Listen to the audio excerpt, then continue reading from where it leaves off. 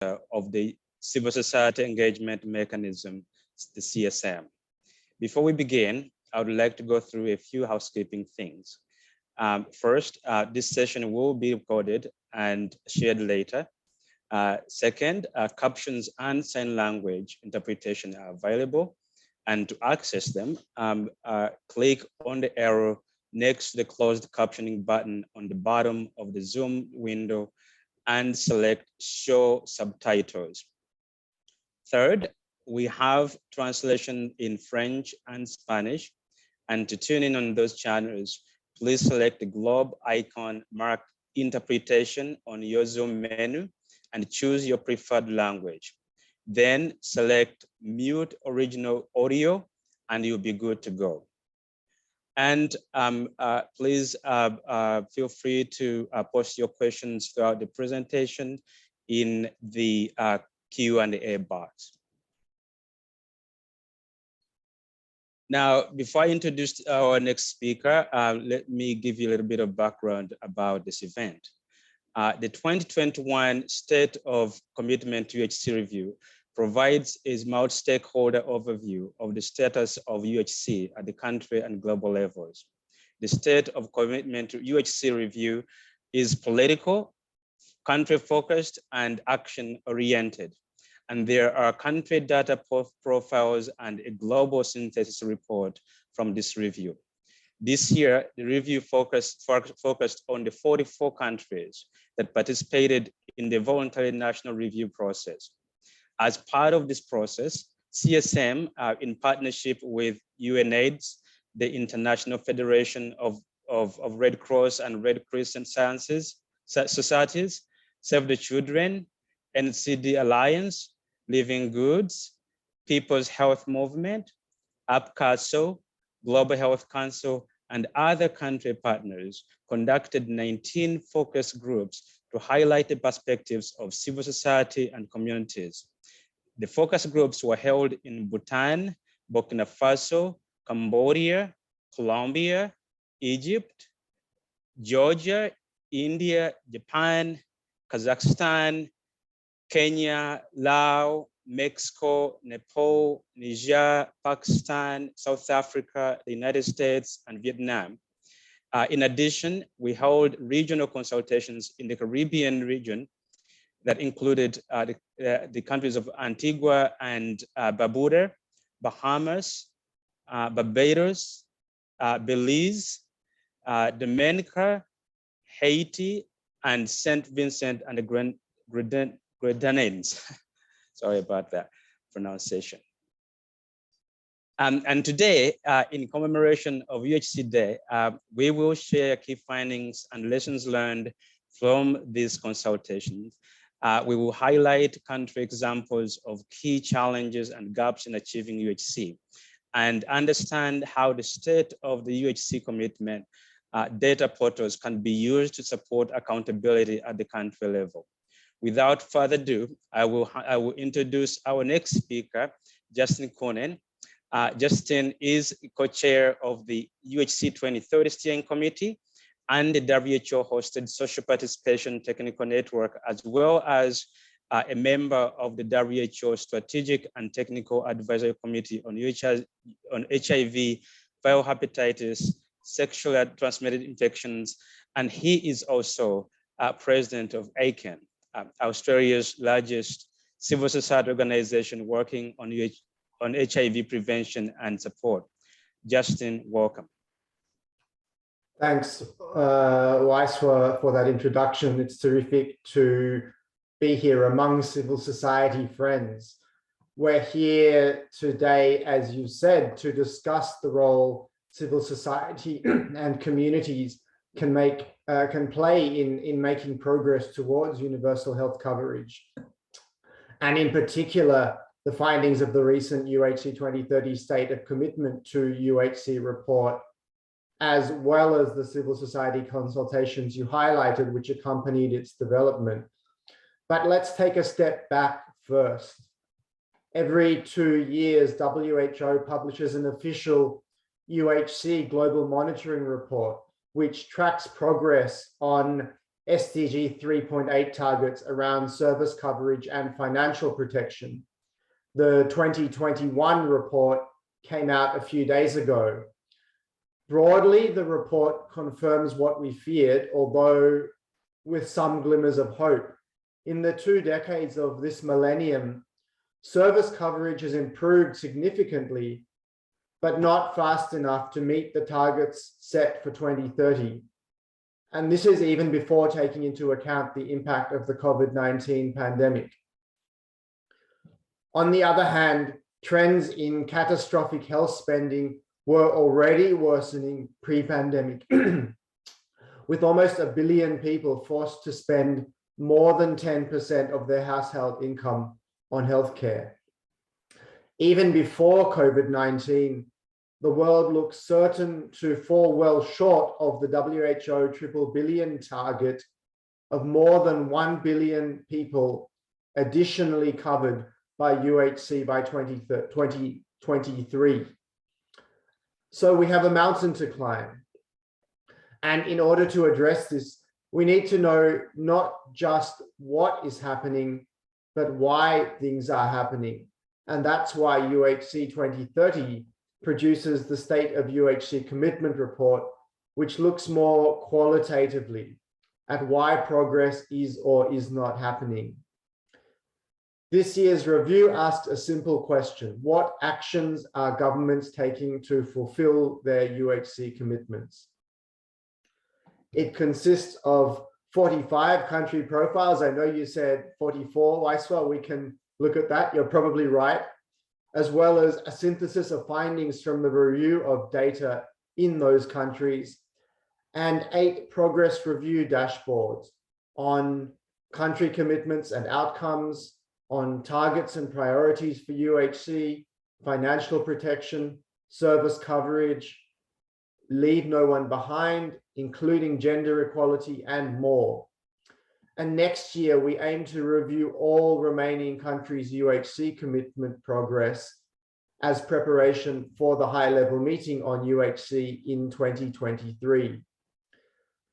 The review shows that countries have made a wide range of UHC commitments, but that they don't necessarily have a vision for what that action looks like or how to deliver on those commitments.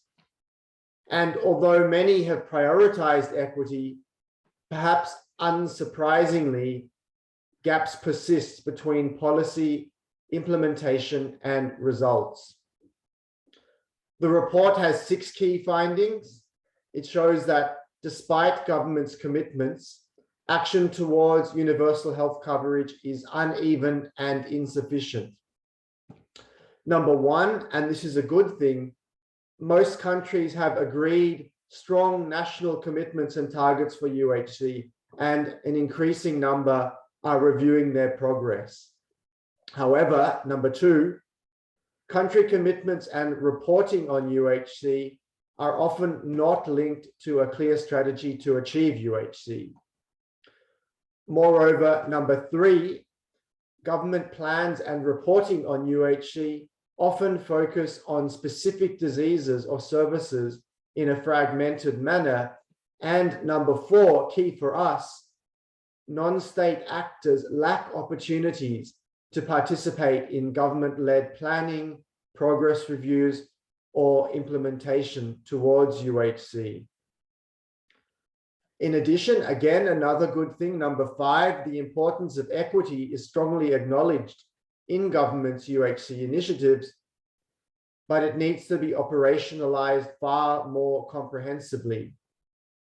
And similarly, number 6, governments have committed to multisectoral action to address factors outside the health sector, critically important, but far more systematic collective action is needed. Akihito Watabe joins us today from the UHC 2030 Secretariat, and he will go into the findings of the report in more detail later. But today we're focusing on the 4th of those findings: the lack of opportunities non-state actors, including civil society and communities, have to engage in government planning, implementation, and review processes and what we can do about it. As you've heard, CSEM, in partnership with, I will name them all again, APCASO, Global Health Council, IFRC, Living Goods, the NCD Alliance, the People's Health Movement, UNAIDS, and multiple country partners, conducted 19 country consultations to complement the State of Commitment report. And I really want to congratulate all those partners, because this on-the-ground work is critical to understanding where the gaps are and how we can make good on our commitment to leave no one behind. I'll leave it to our fantastic panelists today to reflect on the barriers and the opportunities for civil society and communities on the road to UHC. But before I hand over, I'd like to point out that this work sits within a broader push for better engagement with civil society and communities at national and global levels. This year saw the release of a handbook on social participation for UHC to guide member states in their engagement of civil society. There is a WHO Civil Society Commission in development, which will look at WHO's own institutional engagement with civil society as part of a broader WHO civil society strategy. We have a civil society dialogue with Dr. Tedros on sustainable financing later this week. Perhaps we can put some of the links to some of these in the chat in case people want to follow up. So there's a lot of momentum, but there's also a lot of work to do. In the context of COVID-19, our message to governments must be that action on UHC and on health security is urgent, and that these two must go together. We cannot invest in health security now and UHC later. There is no health security without UHC, and a narrow focus on pandemic preparedness alone will not lift us out of the cycle of panic, then neglect, which has left us most vulnerable to COVID-19 in the first place.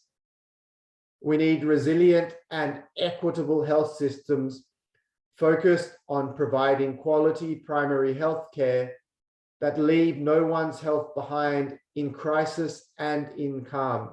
We have a crucial second chance to secure a safer and healthier future for everyone. And I look very much forward very much to seeing civil society raise its voice, actually roaring its voice to make that happen.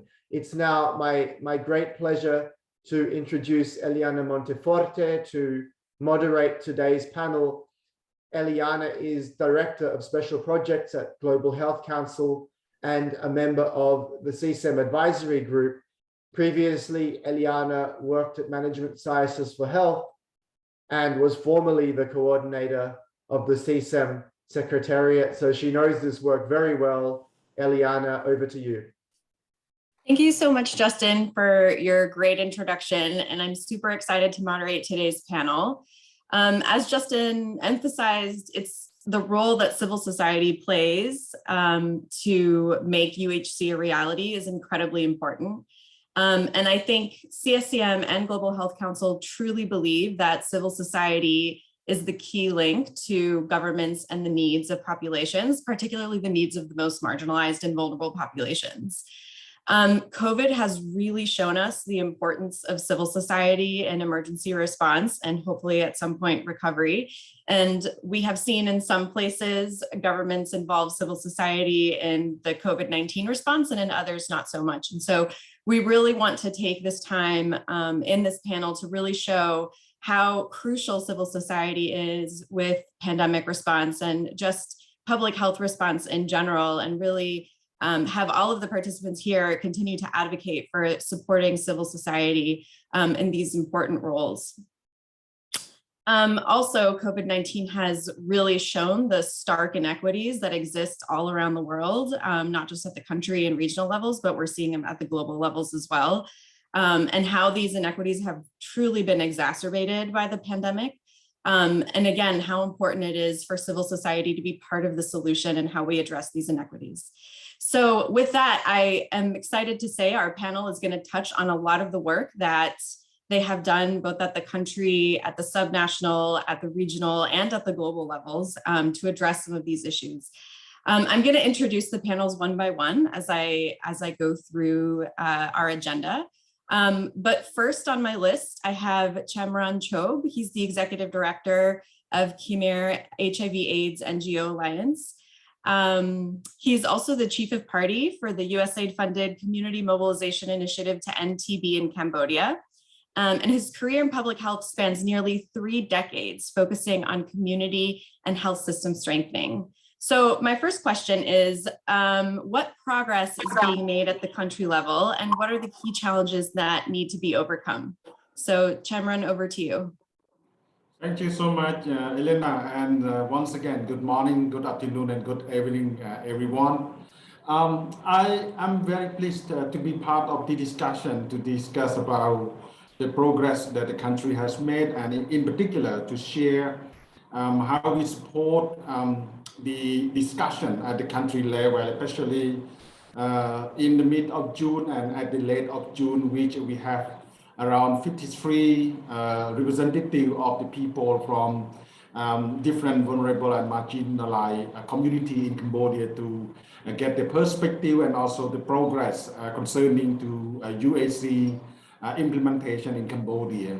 I just would like to share first the information that's shared by the people who come for this the meeting that I just mentioned earlier. You know, the UAC framework actually in Cambodia is integrated across the different line ministry. However, implementation remains low due to the lack of investment in human resources, financing, and health infrastructure in particular. Our government actually, from the people perspective, they mentioned very clearly that the government has signed its commitment to UAC in 2018 and demonstrate its political will through public messaging and UAC awareness. An international coordination body exists within the Ministry of Health, but in some extent, you know, the engagement from other sectors is still lacking. And a technical working group on health exists, which include United National Agency and civil society, in addition to sub-technical working group on communicable and non-communicable disease. We also, in our country, we also have a UAC accountability mechanism, which include the implementation of a social accountability framework we call ISAP, which health sector, you know, health part is also, you know, included and at the community level. But, you know, we still have many challenges that need to address, this including, you know, concerning to, you know, even though the mechanism exists, to support key and vulnerable marginalized the community, but you know, these people still face high out-of-pocket expense for their healthcare. This means that, you know, when they're seeking healthcare, you know, the first thing the healthcare services that they would seek for the healthcare is a private sector. So that's why the out-of-pocket expense is still concerning. Health facility actually in somehow, I mean, you know, the perspective of the people who joined the discussion mentioned very clear public health facility, you know, because of the people prefer private sector, that's why linked to our pocket expense. So it is require more improvement at public health facility. This include welcoming, friendly, the public health provider, you know, need to be sensitized, you know, to understand people of gender, people who use drugs, people using identification indicating their low socio-economic situation. So this is something that need to be addressed. While mental health, you know, it is still a lack, still a lack, and this also requires further investment, so that people, those who need mental health services support should receive this kind of services. Private sector and civil society, it requires that part of the improvement UAC to be integrated into the UAC mechanism that the country already have. And we also, the perspective of the discussion of the people who joined the discussion clearly mentioned the need to have more investment, especially into the non-communicable disease, particular diabetes, cancer, and mental health, in addition to what's already going on with the support in financing the work for communicable disease, which Cambodia, I think, we do well on that aspect, but there's still more to work on around NCD, non-communicable disease, that I just mentioned. A supply chain issue also need to be addressed to reduce the issue of stock out and improve the quality of medicine and also equipment. And people also mentioned very clearly from the feedback of the discussion is around how the health insurance coverage should be extended.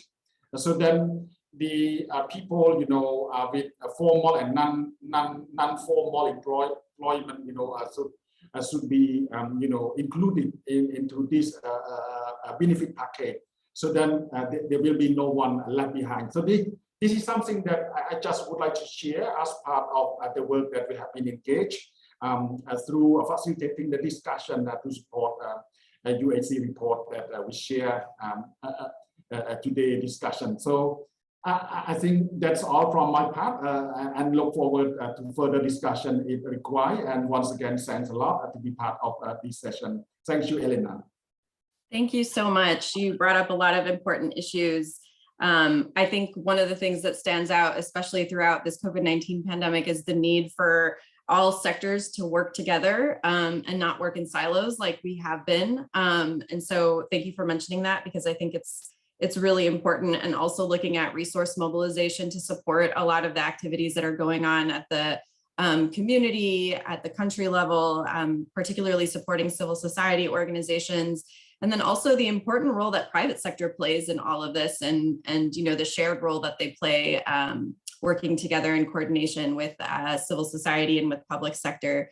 Thank you. I think these are all really important issues, and I hope we can circle back to you in the Q&A. Moving on, I would like to move over to Egypt. We have Walid Ibrahim. He is the UNAIDS country manager for Egypt and has extensive experience in the field of public health and infectious disease. Prior to joining UNAIDS last year, Dr. Kamal worked as a program manager at UNDP for the Global Fund for HIV and TB project in Egypt. And so, Walid, my question to you is, women and girls all around the world face serious barriers in accessing health services they need. What are the main problems that women and girls in your country face in accessing care, and how can civil society address them? Over to you, Walid. Thank you so much. I'm very happy to join you and participate in this initiative. I believe without inclusion of everyone, we can't access the universal health coverage and the Sustainable Development Goals by 2030 to leave no one behind. The global strategy for UNAIDS came with the theme of ending inequalities. This inequality barrier is not limited to one definition or to only to minors, but may indirectly affect other groups like women, young girls, especially in some countries. This mainly due to different societal determinant factors, as social and cultural norms, gender issues, stigma facing women and girls when accessing some specific services, especially sexual reproductive health and sexual transmitted infections, mental health support or psychological support. In addition to this, also in some countries, the economical factor and the challenges highly affect the women and girls to reach the proper health services. I believe also, and in our discussion and the national dialogue, we found that there is a big gap of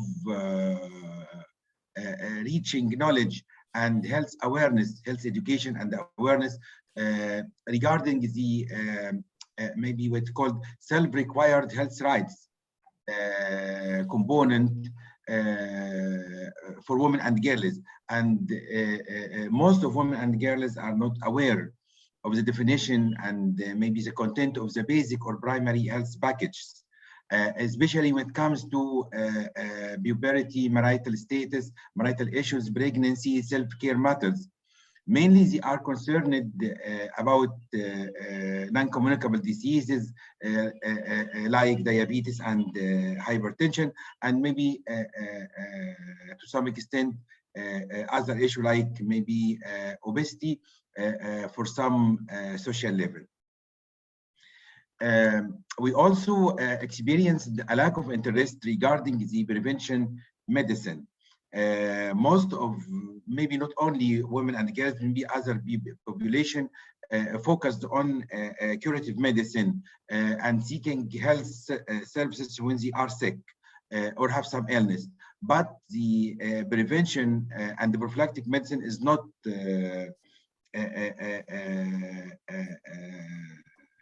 an important issue or a core issue for most of the people, especially for women and girls.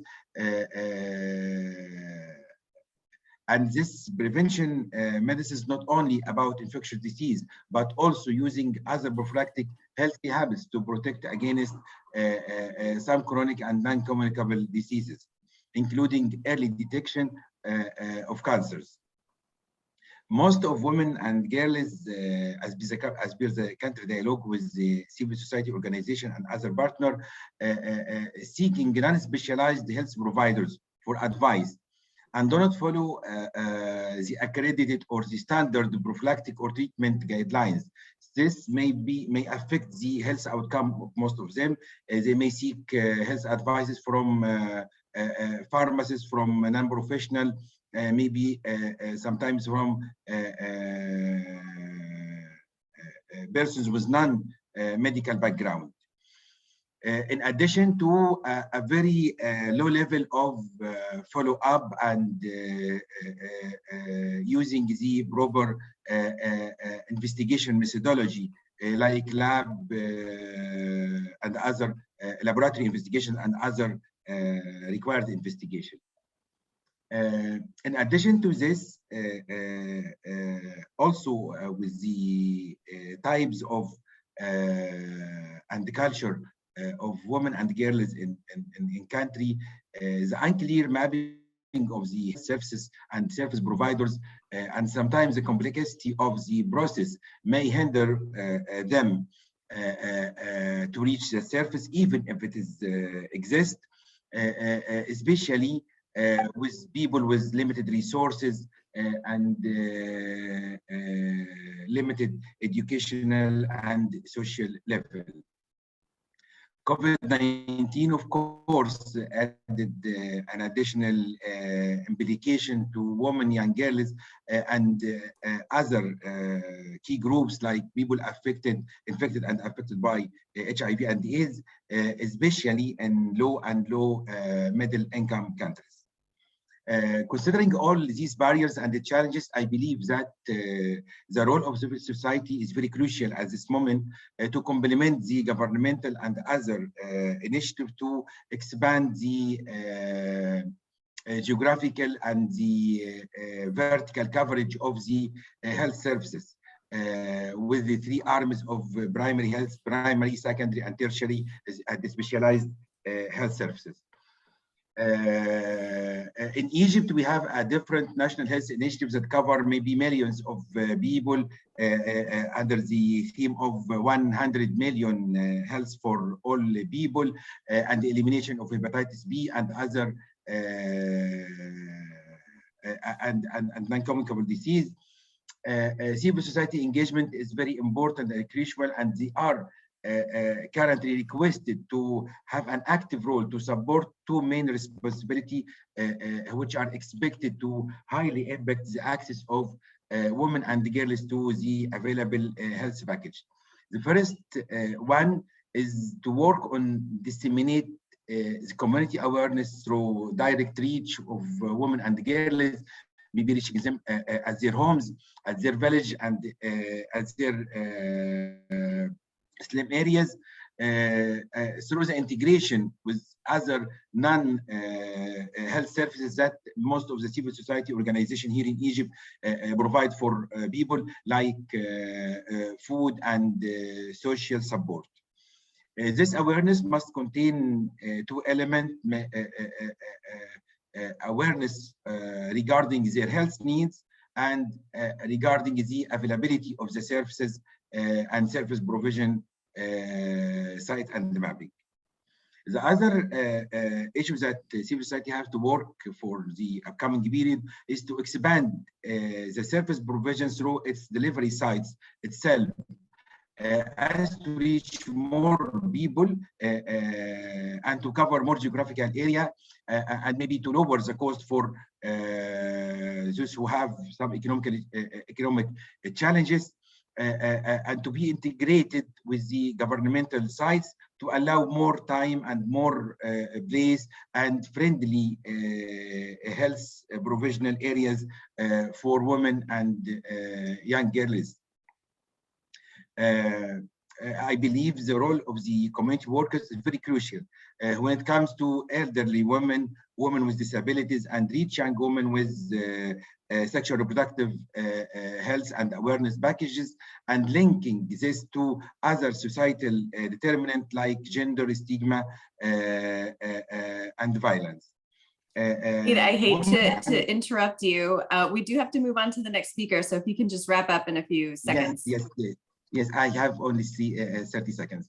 Okay. Finally, the integration between civil society, private sector, in line with the governmental effort is very crucial to allow and each person to have an access to universal health coverage by 2013.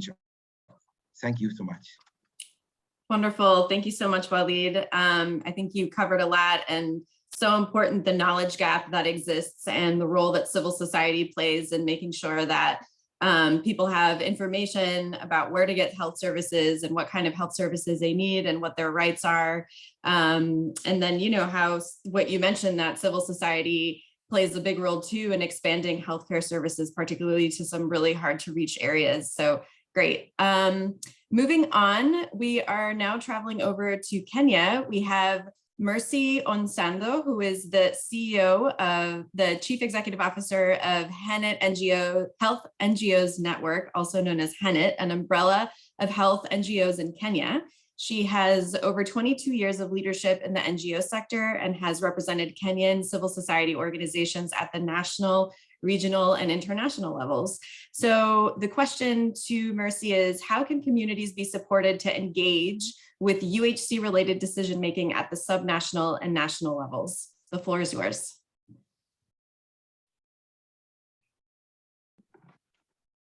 Thank you very much. I really appreciate. I will answer that question. And as I answer this question, I'll actually draw from the consultations that were done in Kenya, and want to appreciate CSAM for doing those consultations, because they have made us to understand some of the challenges that communities are facing.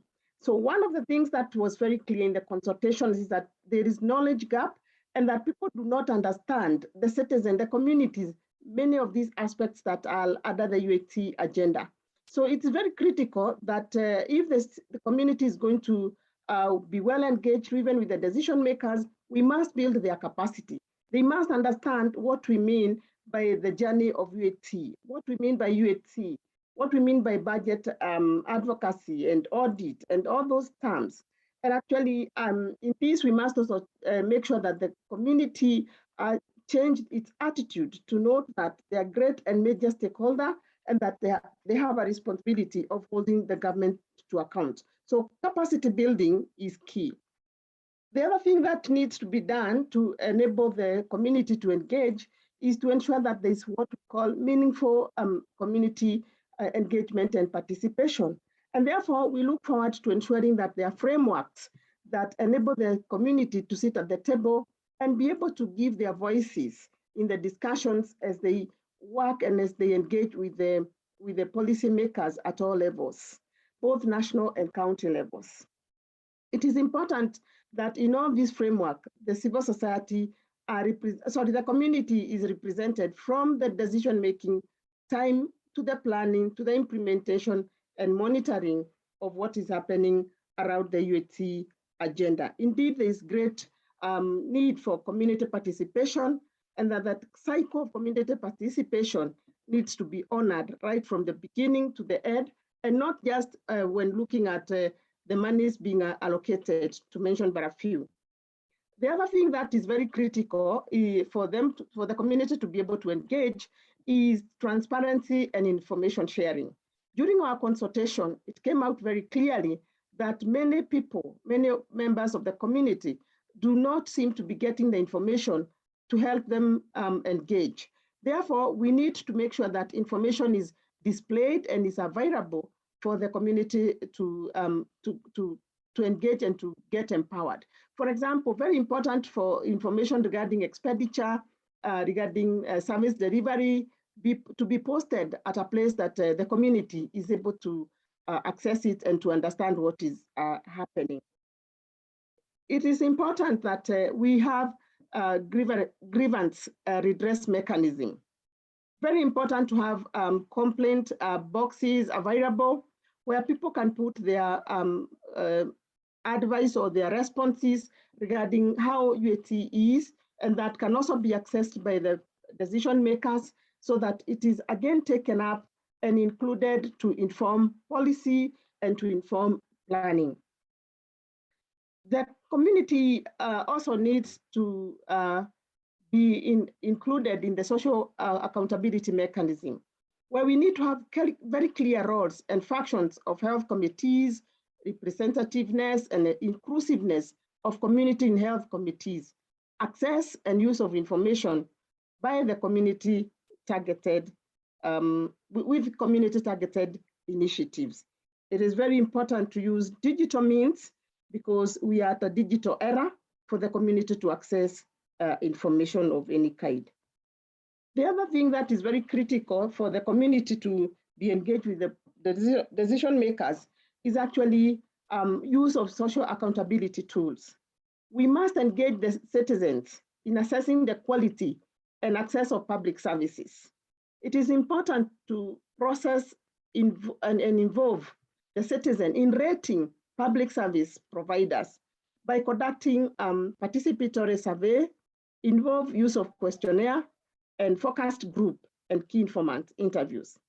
And after that, get the information to inform service delivery, policies, as well as budgeting. We should provide government and policymakers with citizen feedback on quality and adequacy of public service. Let me also say that one critical thing is to involve them in the monitoring and actually to educate them to make the community know that they are critical in monitoring the project or the health services, because they're the intended beneficiaries. Actually, they are the beneficiaries. The community in the monitoring, they should scrutinize or be educated or be engaged in scrutinizing all aspects of public project, planning, financing, expenditure, service delivery, procurement, to mention but a few. There is need to seek and to evaluate how well public resources are being used and how to improve on performance. So generally, the community, for them to engage with the policymaker and decision makers, they must be empowered and they must be directed towards change of attitude to know that they are key stakeholders. Thank you. Thank you so much for your very clear intervention. You really brought up some very concrete examples of how civil society can engage with government and the different activities that they can do to share knowledge, to work transparently with governments. So I think that's great. So now we're going to be moving on to Japan. So we have Chie Matsumoto, who is a journalist and an adjunct media instructor in the Faculty of Law at Hosei University. She worked as a Tokyo correspondent for a news agency and as a reporter for a daily newspaper. Ms. Chie recently co-led a survey on the state of UHC commitments in Japan and will be sharing some of the findings and recommendations. So Chie, thank you for joining us. So what kind of challenges do certain groups of people face in accessing health services in Japan, a high-income country? Over to you. Thank you so much for this opportunity. We're very honored to share our report with you today. Okay.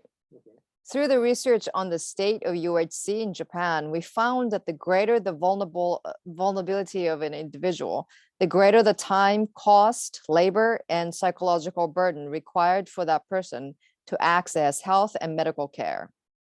For our purposes today, I'd like to highlight women as an example of one of the marginalized communities that is experiencing barriers when trying to access healthcare. As in many other countries during the pandemic, Japan experienced she-cession, which is a recession that disproportionately affects the she's of society.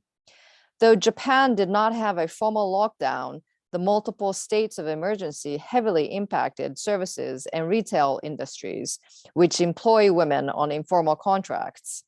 Naturally, they were the first to lose their source of income. Although others luckily held on to their jobs, many were forced to take leave from work as they were expected to prioritize their children and family. For many women and girls, their homes are not necessarily a safe place. Lockdowns forced family members to spend uncomfortable hours together. Incidents of domestic abuse increased. Streets were safer for some and even became a place of work for younger women. As the UN Women announced in April 2020, 1 in 3 women and girls suffered from abuse under the pandemic, and Japan was no exception. Globally, Japan has been recognized as a champion of universal health coverage.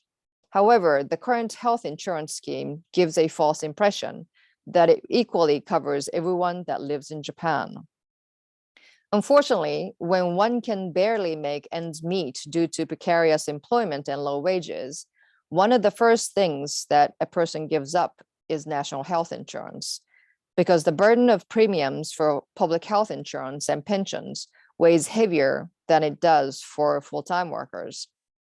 With women and girls who have survived or are currently under the threat of domestic abuse, it is not safe to use their insurance, as their abuser may be the head of their households and can find out which medical institutions are accessed and for what purpose.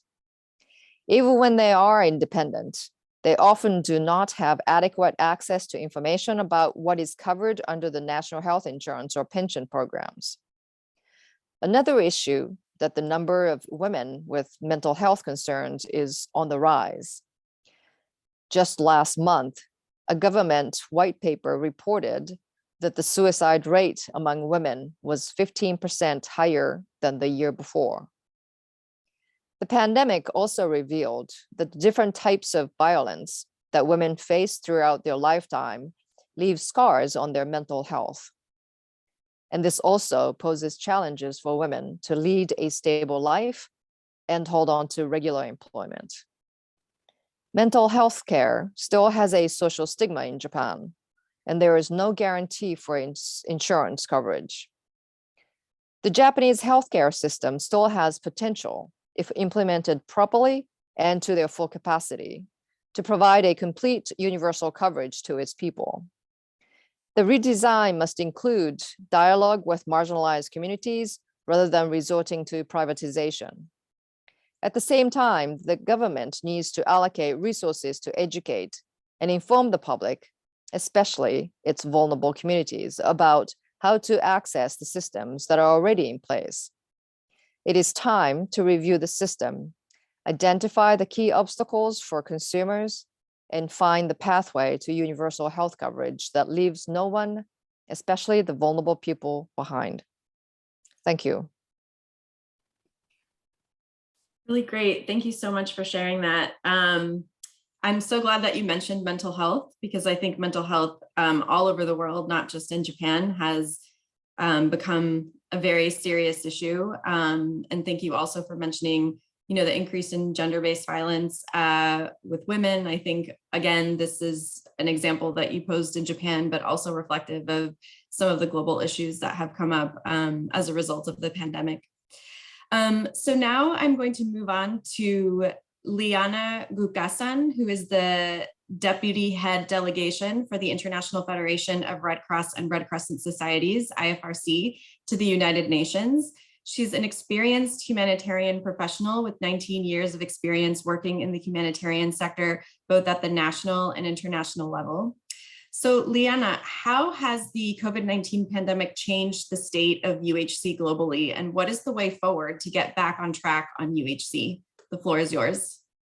Thank you, Ileana, and it's really a pleasure to be with all our partners.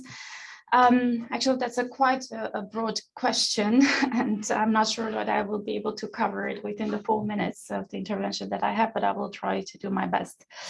Maybe I will start with just saying that, as an organization with a very strong local and domestic footprint through our national Red Cross and Red Crescent societies, I think we kind of witnessed the same thing, and I can echo similar things that came also from my co-panelists about the issues that actually COVID-19 exposed in health systems. And it's obvious that the countries are behind in achieving the UHC, and even the countries with traditionally very strong health systems, due to overwhelming and unprecedented scale of needs created by the pandemic. While it's true that this pandemic is a global crisis, but I think that it's also an opportunity for us to reflect on the issues that were exposed by pandemic, and also the lessons learned that is coming from COVID-19, because I believe that those issues are extremely important as we're reflecting on the way forward for universal health coverage. So allow me just to maybe highlight some of those issues based on our operational experience of our IFRC and our 192 National Red Cross and Red Crescent societies. And some of those issues will be very much in line with the issues that already were kind of highlighted and mentioned by my esteemed co-panelist. Maybe I'll start with the first one. I think COVID-19 further exposed inequities in health system, and Eliana, you mentioned that at the beginning of your presentation, especially for people who are traditionally marginalized and are vulnerable situations. And our Red Cross, Red Crescent staff and 14 million volunteers who are on the front line responding to a number of emergencies, especially COVID-19, are painfully aware of how certain communities are disproportionately affected by and made more vulnerable by this pandemic and its secondary impacts.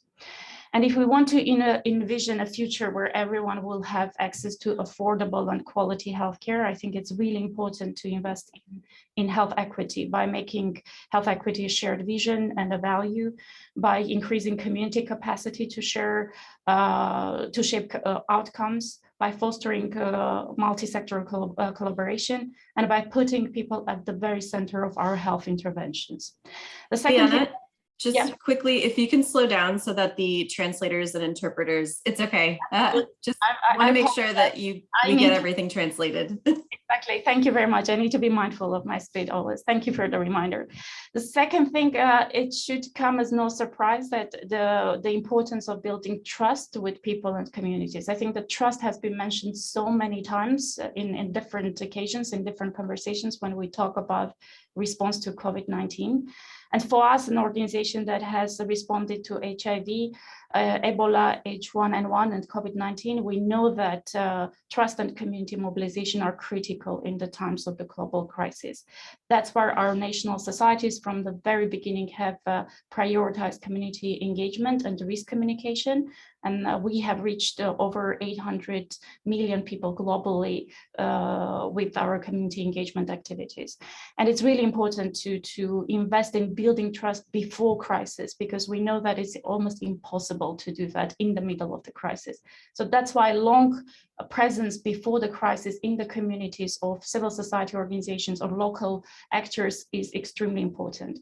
The third, I think we all have been talking about, that COVID-19 also highlighted highlighted the important role of community healthcare workers, but at the same time, I think COVID-19 highlighted the importance of the protection and safety of frontline healthcare workers and volunteers. Additionally, we have to invest more in production and availability of personal protective equipment, which was actually, as you remember, was extremely critical, especially at the beginning of the COVID-19, and it still continues to be a critical issue in many parts of the world. So we need to continue investing in production and availability of PPPs.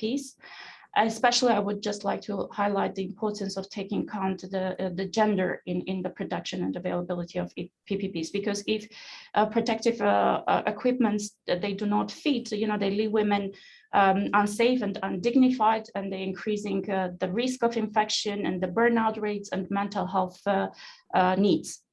The last one that maybe I will just briefly mention, because in the interest of the time, I think COVID-19 is also further reinforced the distinct advantage of local humanitarian actors, including National Red Cross and Red Crescent societies, that can respond quickly to the unprecedented challenges of the crisis that at once captured a number of the issues like health, economic, human rights, and social issues, and it requires a sustained response. And I think that's why establishing meaningful participation with local organizations, civil society organizations are extremely critical. And it is our also shared responsibility as the international humanitarian community to enhance the capacity of local actors, including our National Red Cross, Red Crescent societies, for them to be able to provide timely and effective response to people who are most in need during the time of the global crisis. And I will stop here. Thank you. Thank you, Liana. Great. I see that we do have some questions. We have some great comments in the chat. We have a few questions in the Q&A box. So I do want to circle back to this topic of mental health, because I feel that it is something that has really, these mental health issues have really increased due to the COVID-19 pandemic. And a lot of people feel that we're not talking about it as much. Walid talked a lot about the impact the pandemic has had on women, particularly, their ability to access health services. We've heard about gender-based violence increasing because of the COVID-19 pandemic. Another thing that we should mention is women do make up about 70 to 80% of the health workforce. So they have been, I think, burdened with a lot of the increase in demand for health services during the COVID-19 pandemic. And as we've heard from a lot of health workers, the mental toll that COVID-19 has taken on them is just so great and has really impacted also their mental health. And mental health hasn't just impacted women. I was in a consultation with youth, and one of the youth participants actually said, youth are suffering in silence. And that's a direct quote from that person, because youth feel like, they've been removed from their school, from their social life because of the pandemic. And that's really affected their mental health. But at the same time, people are dying from COVID-19, so they don't feel comfortable sharing their mental health issues. And so in a lot of ways, they are suffering in silence. So there is a question here in the chat. Do we feel there's enough representation of mental health in UHC advocacy? And how can this gap be addressed? And I'll just pause and see if I feel like this question can go to any of the panelists, really. I'll pause and see if anybody wants to come in. Otherwise, I can call on somebody.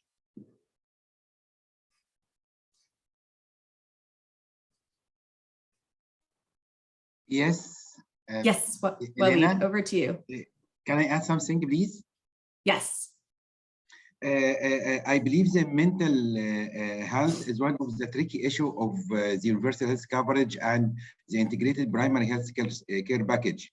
Especially when it comes to women and girls, it's a highly sensitive issue, and they feel highly stigmatized when they are seeking maybe some psychological or mental support.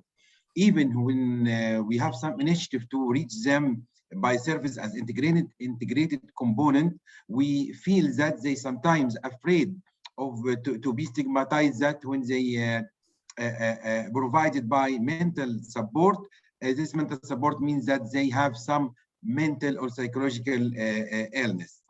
inclusion of the mental health component is also very crucial and very complex issue to the universal health care coverage, as the number of the specialists in the mental health is very low in most of the developing countries.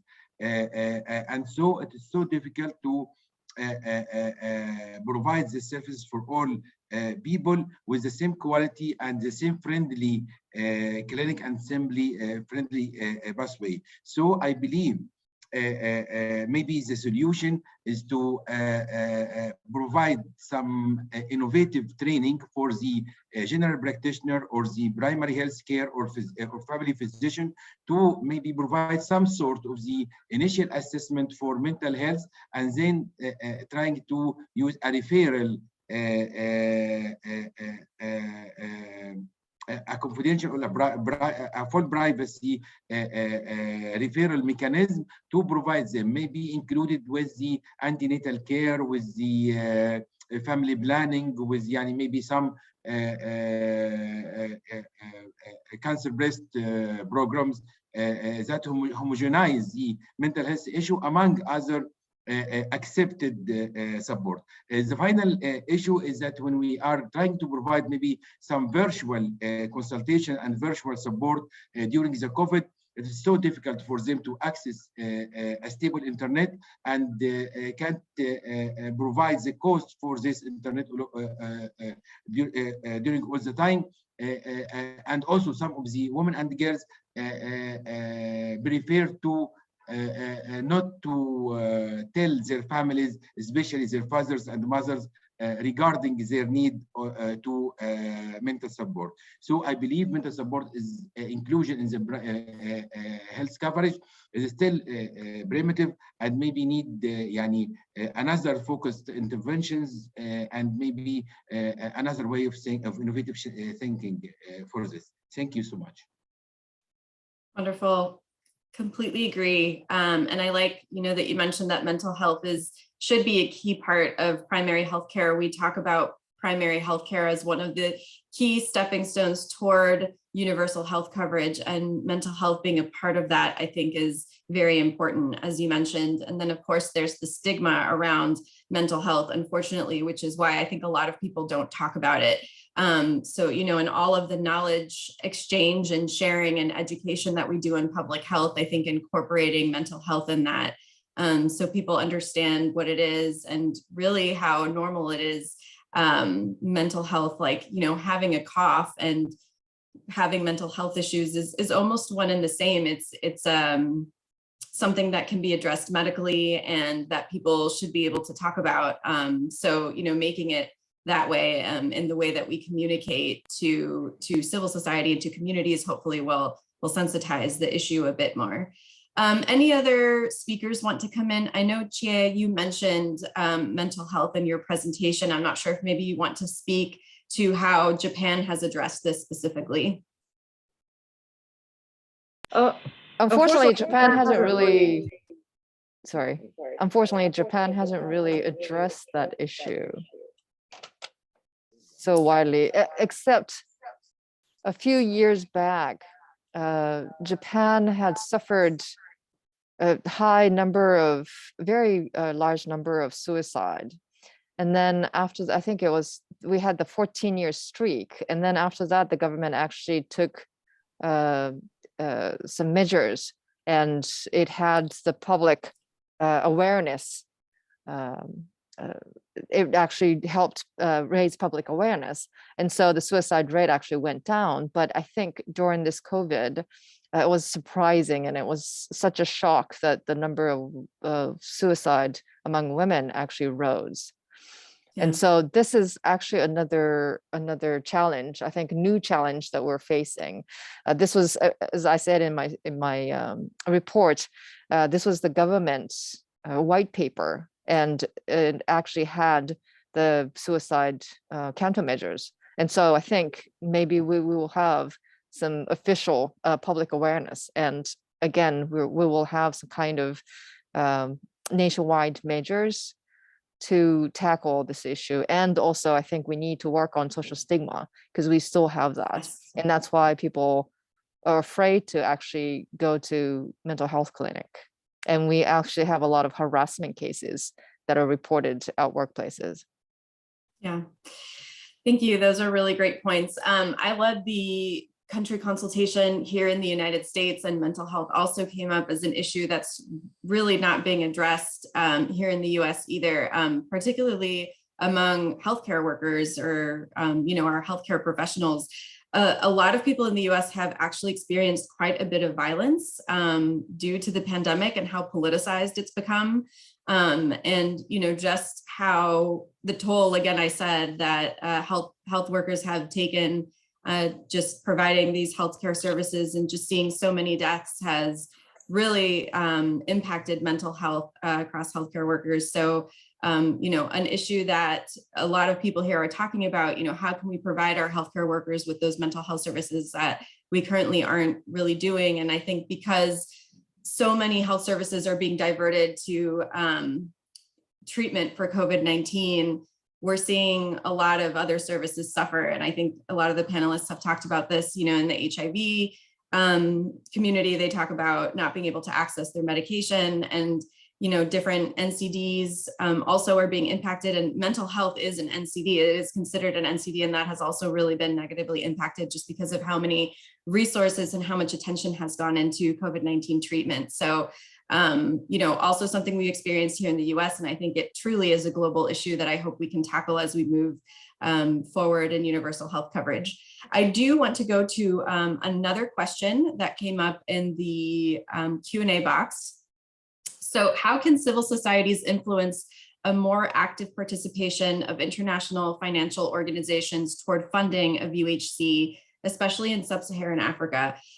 So this issue of advocating for financial resources, I think, is an important one. And I think that civil society actually has a really important role in advocating to their governments to fund, health system strengthening for UHC. And it would be interesting to hear from any of our panelists if they have any concrete examples of how civil society can do this kind of advocacy.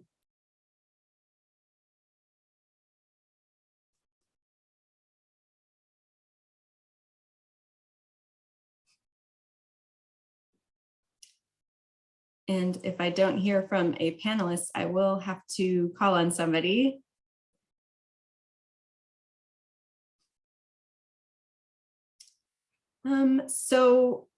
Mercy, I am going to see if you can, you have extensive work working with civil society organizations.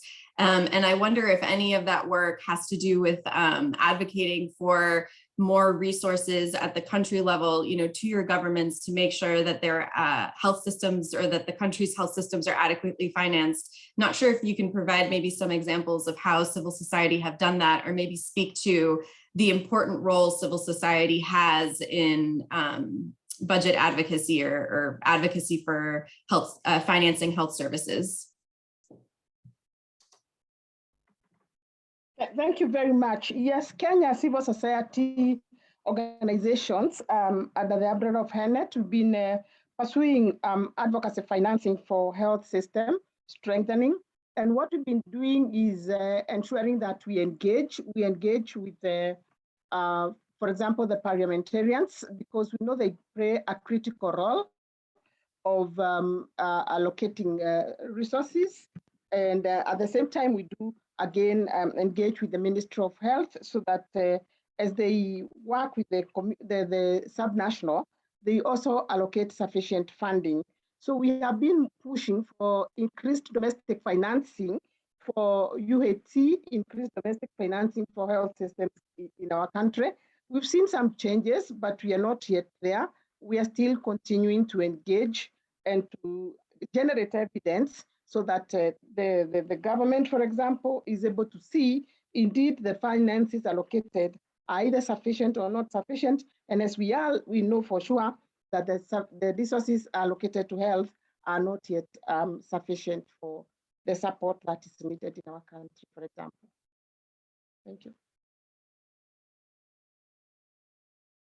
Great, thank you, Mercy. So, Okay, it looks like I'm unmuted. Sorry about that. So let's move on in the agenda. I just want to thank the panelists for your great interventions and also the participants for these great thought-provoking questions. I'm going to now move over to the presentation on the state of the UHC commitment review. I'd like to introduce Dr. Akihito Watabe.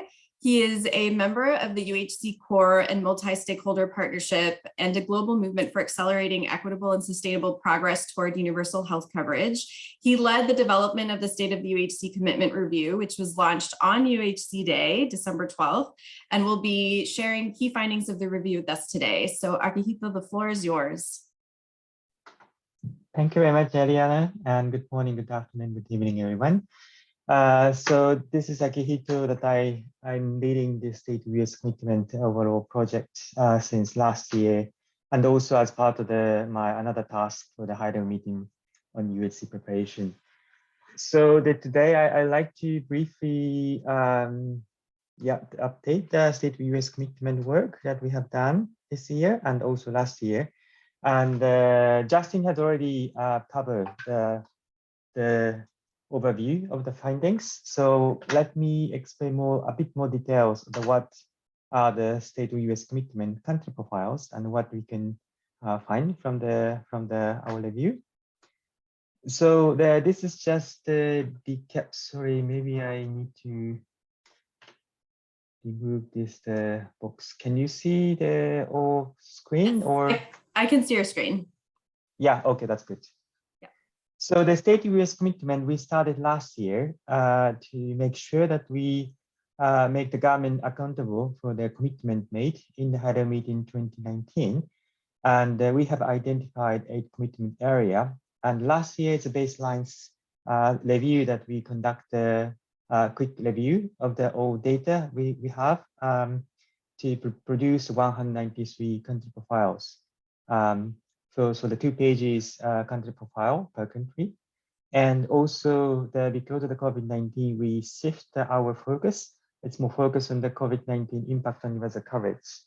And so probably you watched the video from the political advisory panel to convey a message for the political leaders. And this year's the State of USC commitment. This is the more focus on the progress of the commitment. Last year's State of US commitment was snapshot of the data which were available for 2019 and the 2020 review. That we mainly use the latest available data. And this year's review, also we only focus on 45 countries, but we did more in-depth review of the country's commitment, even before 2015. So we kind of see that all the progress of the commitment, what commitment made by governments, and also highlight the difference of the different perspective of the governments and the civil society and the non-state actors. And we continue to review the 8 commitment areas, including political leadership, leave no one behind, regulate, legislate. So the framing is the same, but also we have added more indicators to review the quantitative and qualitative aspects of the commitments. So the data source we use this year is the focus on 45 countries, but we review more government documents. So we reach out to the all government documents, including voluntary national review, but also policy document, review documents conducted by government, and include the different local languages. And also we review the SCG shadow reports, which were produced by the local civil society organizations, and also conduct a survey. The last year's survey, we only did the non-state actors, but this year we also included the government survey. And the media source is the same that we did the media assessment last year, and we continue to do the same this year. And then the new addition is a country consultation led by CSCM. This was a great addition to have more qualitative and original data from countries. And also the CSCM conduct a country consultation in 20 countries, and 9 countries were part of the focus country this year, which were the mainly voluntary national review 2021 country. This is one of the findings that I found very interesting to see the progress of the accountability mechanism on UHC. So we reviewed the Voluntary National Review 2021 reports, and also compared with the report we also reviewed from since 2016. So although still that not many member states review the UHC progress quantitatively, many countries mentioned or sort of explain their contribution or commitment on UHC and describe their policy implication and set up the regulation, legislation. At least most of the country include the UHC in their voluntary national review report, reporting to the high-level political forum. And regardless of the SDG indicator, many countries, half of the country include health systems or sort of disease specific or more comprehensive health service review. And then the 25% of the report review either indicators 3.8.1 or 3.8.2, which are the financial protection or service coverage. But only 10% review both indicators. So the GMR Global Monitoring Report on WHO World Bank for the service coverage indicators, we have data from most of the countries, and there's 3.8.2 on financial protection. Not original, some estimation, but we have around 60-70% of the data available on this. So compared with the data availability, we still see the government haven't used the proper SDG indicators for their reporting. So this is also one of the challenges, and maybe the CSCM can help to encourage governments to use the data for the progress of the UHC. And also the 25% of the VNL countries include the CSO's review on UHC. So this is also, I think, the homework for the civil society organizations, that they make sure that UHC review will be included in their shadow report of the SDG reporting.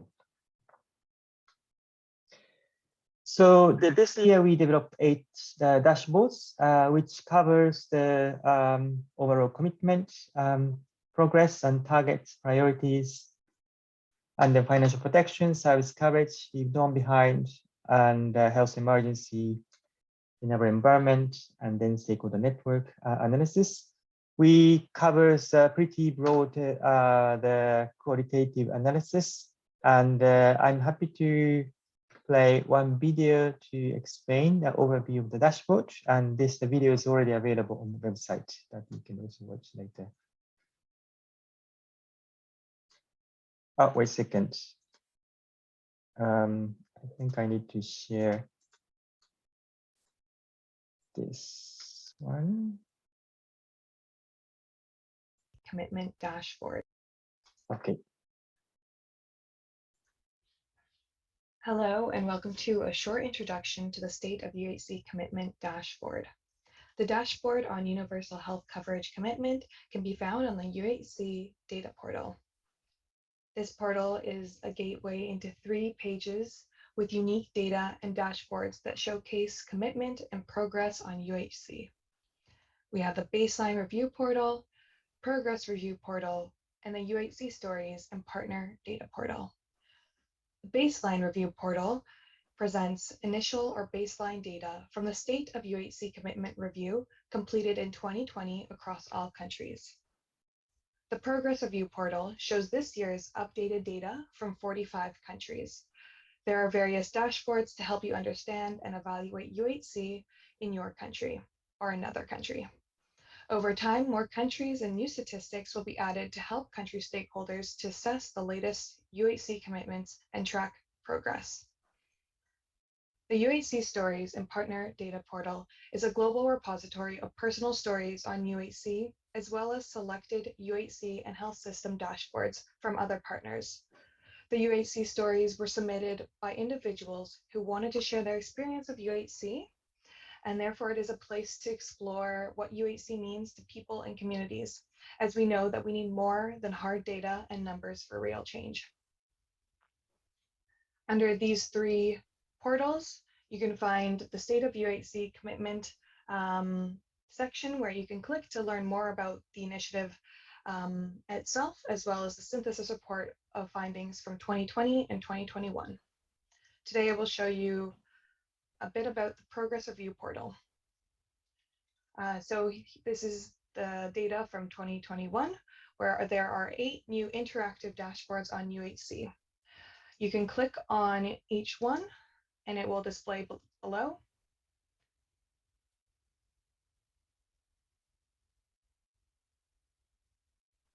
And afterwards, you can click on it again to close it.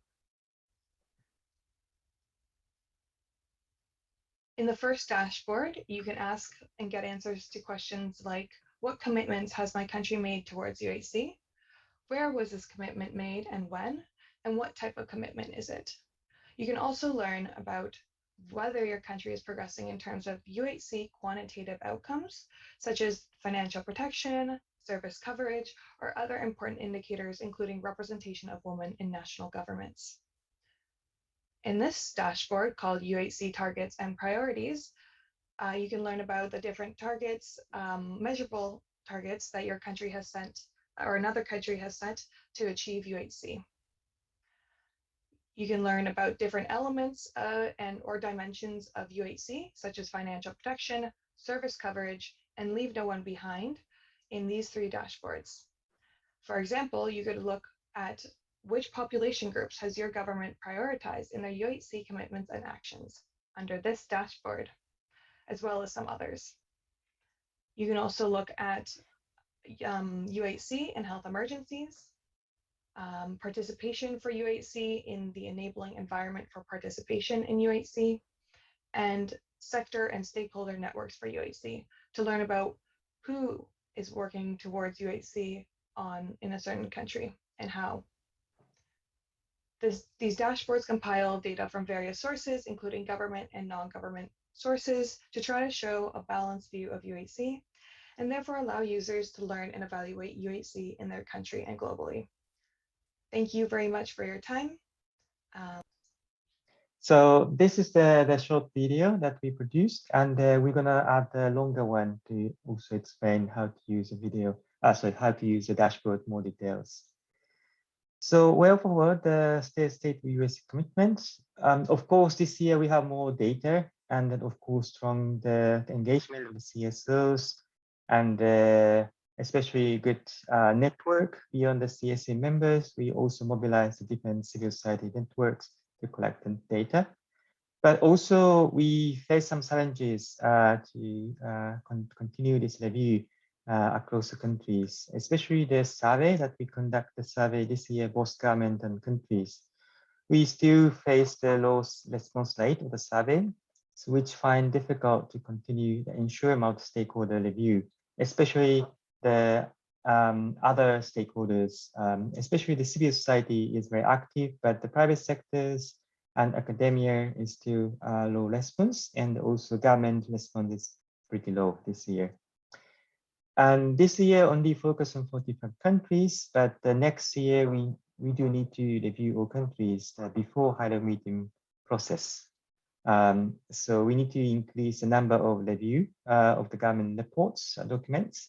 So we need more support to provide the guidance and also find the relevant documents that we should review to prepare the dashboard updates.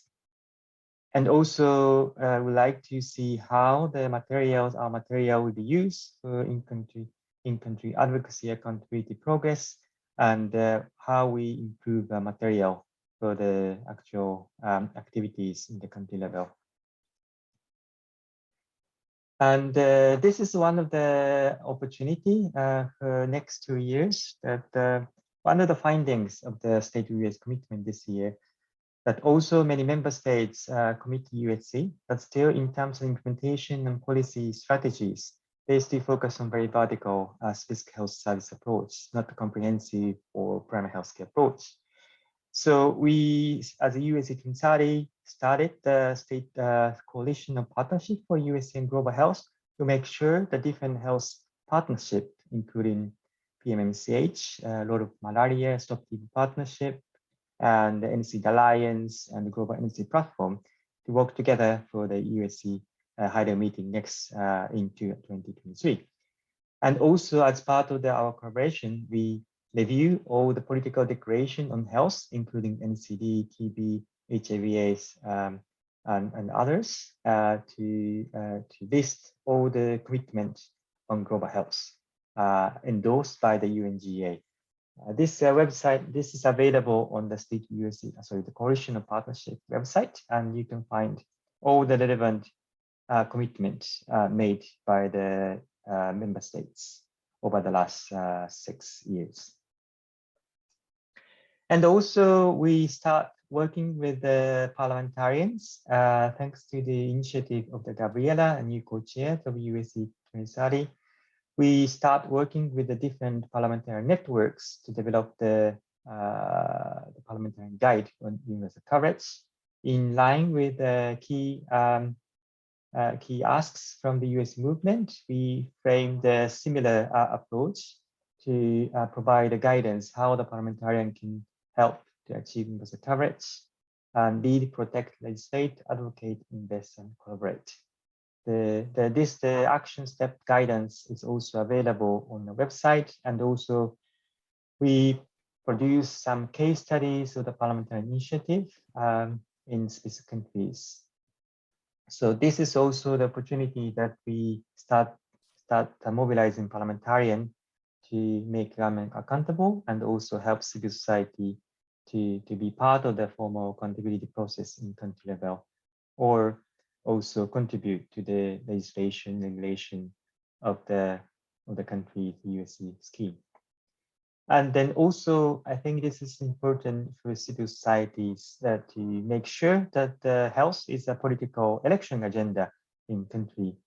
Without the political attention from people, the head of the governments and the political leaders won't be responsible for the universal coverage agenda. I think the COVID-19 is one of the opportunity that people see that this access to essential services is critical for everyone.